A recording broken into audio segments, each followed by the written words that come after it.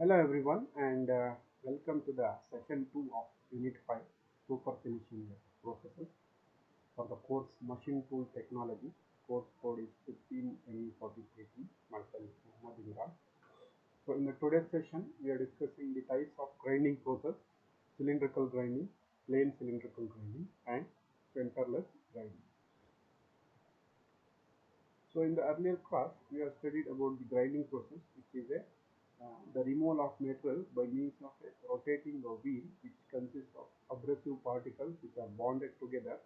So this abrasive particle may be of sand crystal, quartz crystal, diamond, silicon oxide, boron carbide, etc. So it is having a sharp cutting edges and high strength and wear resistance are bonded together so as to make the sharp cutting edges. It will remove the metal from the workpiece in a very small amount in order to give the good surface finish, which is not obtained by other machining processes such as turning, milling, and bending operation.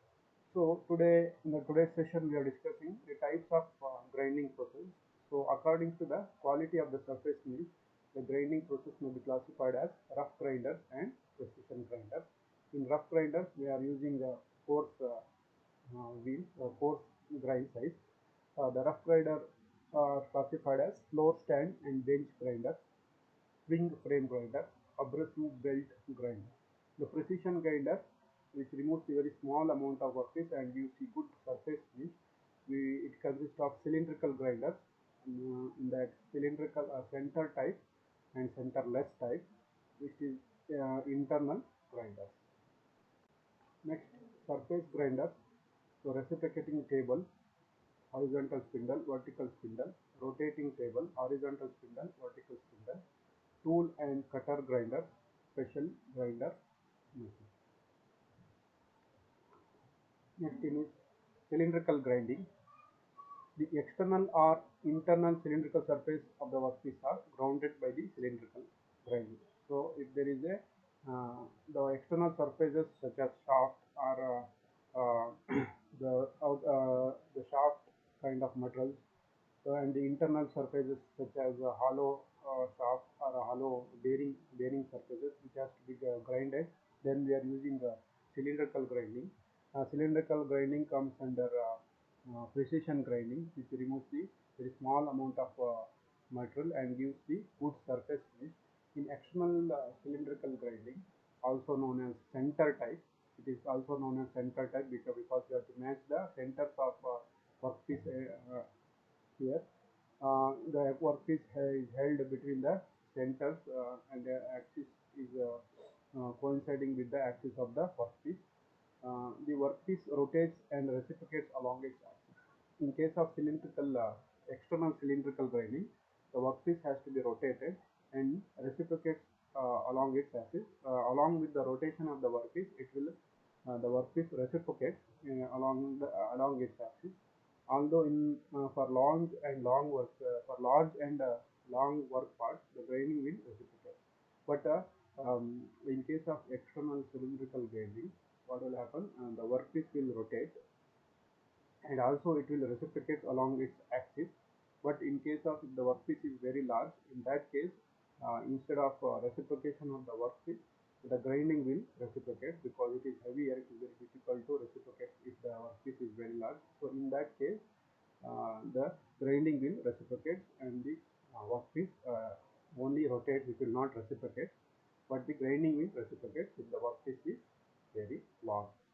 In internal cylindrical grinding, a small wheel grinds the inside diameter of the part. So in case of internal cylindrical grinding, the small wheels are used. So in external cylindrical grinding, the wheels are very large, but in case of internal cylindrical grinding, the wheels are very small so that it can be easily pass through the internal diameter of the workpiece. It is very small. It will rotate and it will pass through the internal diameter of the workpiece. The workpiece is held in a rotating chuck. The workpiece will be rotated by placing it on the rotating chuck in the headstock, and the wheel rotates uh, at a high very rotational speed. The workpiece is held between rotating chuck, and the wheel also rotates. Here workpiece and the wheel both are rotate. The similar to the lathe machine, here it is having headstock and tail stock. So the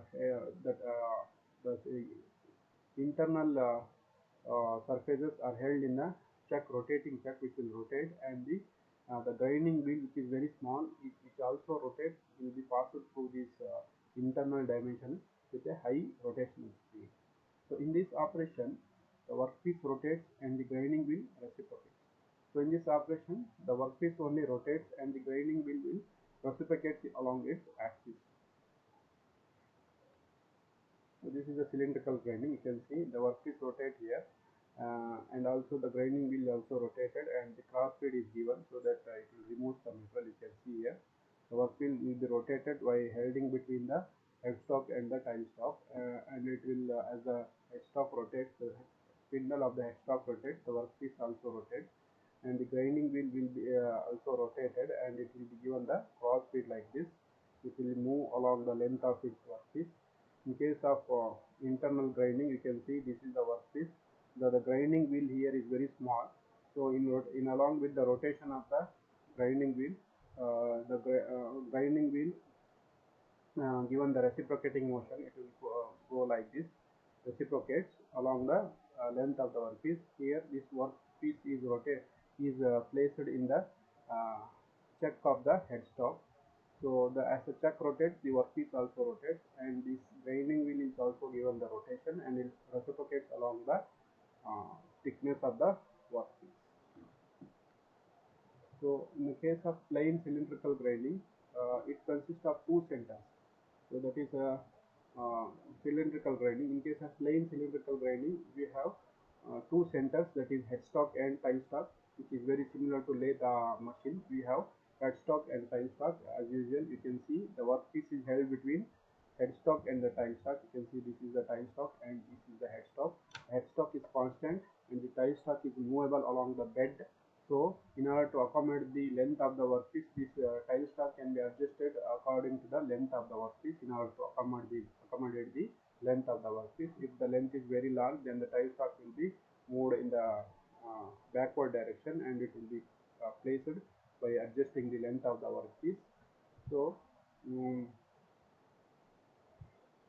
the rotating workpiece travels across the face width of the grinding wheel. So as the tail stock rotates because of the rotation of the spindle, the workpiece also rotated, and the grinding wheel is crossed along the crosswise direction. This is the movement of the table, which consists of grinding wheel. As the table moves, table can be moved like this in the longitudinal direction. So it will, as the table is given the cross feed, the metal will be removed along the length of the workpiece by a equal amount, the amount equal to the face width of the grinding wheel. So in one time, so this width will be removed from the workpiece.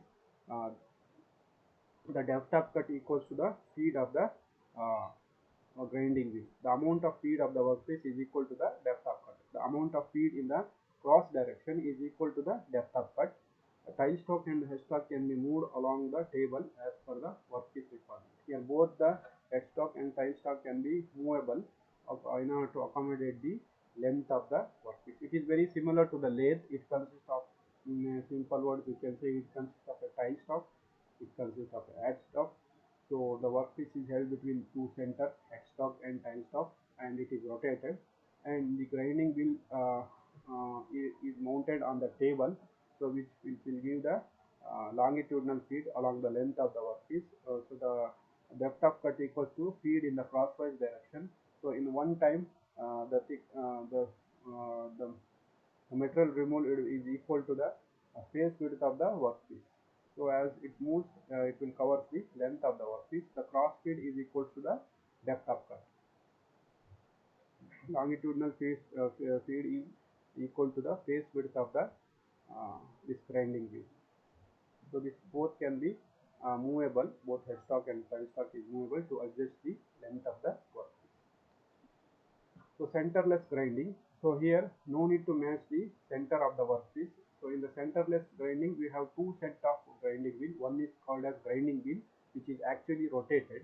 Another one is regulating wheel, which is not rotating by itself, but it will rotate because of the rotation of the workpiece. So the both the wheels are rotates in the same direction, because here the workpiece rotated in the opposite direction of the grinding wheel. So whereas this regulating wheel will move opposite direction of the workpiece, so that will be equal to the same directional movement of the grinding wheel. Here both the grinding wheel and regulating wheel will move in same direction. How means, so if the grinding wheel rotate in a clockwise direction, then this workpiece will rotate in anti-clockwise direction. Again, this regulating wheel rotates in clockwise direction. So both the grinding wheel rotates in the clockwise direction. If this grinding wheel is rotated in the anti-clockwise direction, the workpiece will rotate in the clockwise direction. Again, this regulating wheel will be rotated in the anti-clockwise direction. Here the regulating wheel is the driven, whereas the grinding wheel is the driver. So the grinding wheel drives both the workpiece and the regulating wheel. So the work rest is there, which is used to hold the workpiece, um, in a firmly on the workpiece. So here what will happen? The feed is given by the cross feed by moving the regulating wheel in a um, in an angular direction to the horizontal. You can see for giving feed, this regulating wheel has to be rotated at an angle to this horizontal axis. So maximum we can tilt this regulating wheel to a 0 to 10 degrees. So what will happen? So when you give in a when the regulating wheel is in a parallel to this grinding wheel, what will happen? There is a stable cutting force. So what will happen if you tilt this? Then the extra pressure or extra cutting force will be applied to the workpiece, that will remove the metal from the workpiece. So there is a good balance between the workpiece and the this regulating wheel, because as the grinding wheel rotates, it will impart some cutting force on this workpiece, that will be balanced by this regulating wheel. So both the wheels are rotates in the same direction. The grinding wheel operation is performed by grinding wheel only. The grinding operation is performed by this grinding bone only. If the wheel will not do the cutting operation, it will only supports or regulates the workpiece. The regulating wheel provides the support for the workpiece when it is pushed away by the cutting pressure of the grinding wheel. So as the grinding wheel rotates, there is some cutting force that pushes the workpiece away from its grinding wheel. So that force is balanced by or made stable by this regulating wheel by supporting the workpiece. The work is placed between the work rest, also rotates between the wheels. So this is the work rest. So it also rotates like this, which is supported by the workpiece. So this work rest is used to support the workpiece. When this rotates, this work rest also rotates. The feed moment of the work along its axis past the grinding wheel is obtained by tilting the regulating wheel at a slight angle from the horizontal. As explained earlier, in order to give the feed, this regulating wheel, initially it is parallel to this grinding wheel. It is tilted at an axis, at an angle to the horizontal axis, this horizontal axis. So what will happen then? When it is in a parallel direction, there will be stable cutting force. When it is tilted, high cutting pressure is applied to the high forces will be applied to this workpiece, that will remove the metal from by the grinding wheel. An angular adjustment of up to 0 to 10 degree is provided in the machine for this purpose. So the regulating wheel can be rotated at an angle 0 to 10 degree to provides the machining for this purpose. Many hollow cylindrical and tapered workpieces such as bushers, pistons, valves, and tubes are easily grounded on centerless drive. So many hollow and cylindrical and tapered workpieces such as bushers, pistons, valves, and tubes are easily ground on centerless grinders. So advantages of the centerless grinder. So here there is no need for having and maintaining centers and centers of the hole. So in case of cylindrical grinding, you need to match the centers of the workpiece to the centers of the machine. But in case of centerless grinding, there should not be any need of maintaining the centers of the workpiece or machine. So that will save the time. The workpiece can be loaded and unloaded from the machines very quickly. So there is no need of holding the workpiece in a chuck or lathe or whatever it may be. So it is there will be very easy loading and unloading of the workpiece in case of centerless grinding. The grinding is almost continuous through heat grinding. The grinding is almost continuous. There is no waste of uh, uh, movement of the table or movement of the grinding wheel. It is continuous. Just you have to tilt the workpiece or regulating wheel, so that will give the continuous grinding operation. Breaking of the workpiece by regulating wheel and work rest table practically eliminates the deflection of the work, because the workpiece is held together by the regulating wheels, and also it is held by the supporting work rest. There will be no deflection of the workpiece at all. It permits the maximum metal removal rate. It permits the maximum metal removal rate. Minimum wear is observed in the grinding wheel, because there is no much pressure or cutting force applied on this wheel. The wear the life of the grinding wheel will be larger. The workpiece may often be loaded into the machine by automatic feeding the work. Limitation of the centerless grinding over cylindrical grinding. Setup time for centerless grinding operation is usually long. So setup time means you have to put the workpiece on the workbench, then you have to attach the workpiece to the regulating wheel.